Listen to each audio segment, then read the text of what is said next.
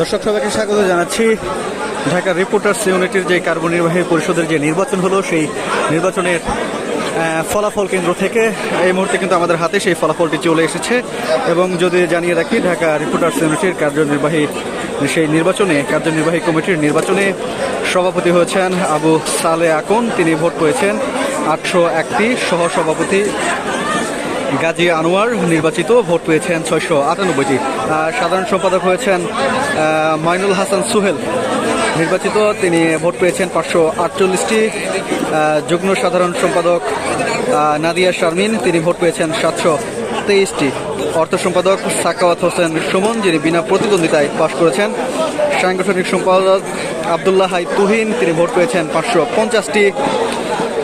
এছাড়া দপ্তর সম্পাদক নির্বাচিত হয়েছেন রফিক রাফি, তিনি ভোট পেয়েছেন 683টি।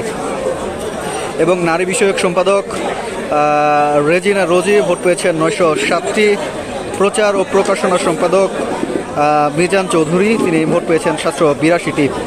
তথ্য প্রযুক্তি ও প্রশিক্ষণ সম্পাদক মোহাম্মদ শরীফুল ইসলাম, তিনি ভোট পেয়েছেন 632টি।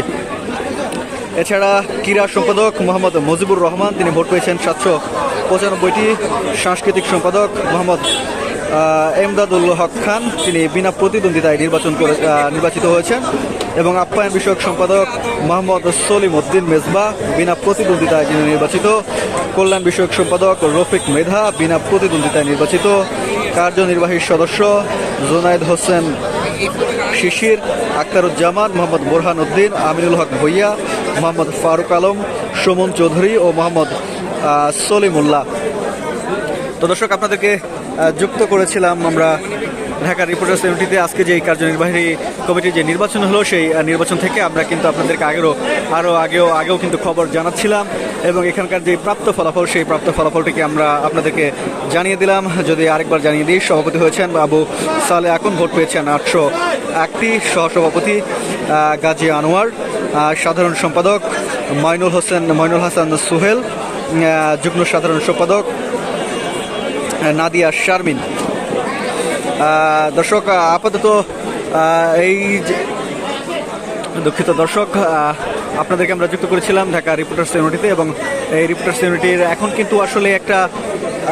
কিন্তু যারা নির্বাচিত হয়েছেন তাদের মধ্যে অনেক একটা আনন্দ বিরাজ করছে। এবং আপনারা কিন্তু দেখছেন ফুলের গলা মালাই দিয়ে তারা কিন্তু একে অন্যের সাথে কুশল বিনিময় করছেন, কোলাকুলি করছেন এবং ছবি ওঠাচ্ছেন। আসলে নির্বাচন পরবর্তী যে আনন্দ কোনো সময়, সেই সময়টা কিন্তু বর্তমানে তারা পার করছেন। দর্শক, ঢাকা রিপোর্টার্স ইউনিটির এই কার্যনির্বাহী কমিটির যে নির্বাচন 2025, সেই ফলাফল ঘোষণা আপনাদেরকে আমরা জানিয়ে দিলাম সময়ের আলোর মাধ্যমে। আপনারা যেখানে থাকুন, সবসময় সময়ের আলোর সাথে থাকুন এবং সর্বশেষ তথ্য পেতে সময়ের আলোর ফেসবুক, অনলাইন এবং ইউটিউবে চোখ রাখুন। সর্বশেষ তথ্যটি আমরা জানিয়ে দেওয়ার চেষ্টা করব সবার আগে।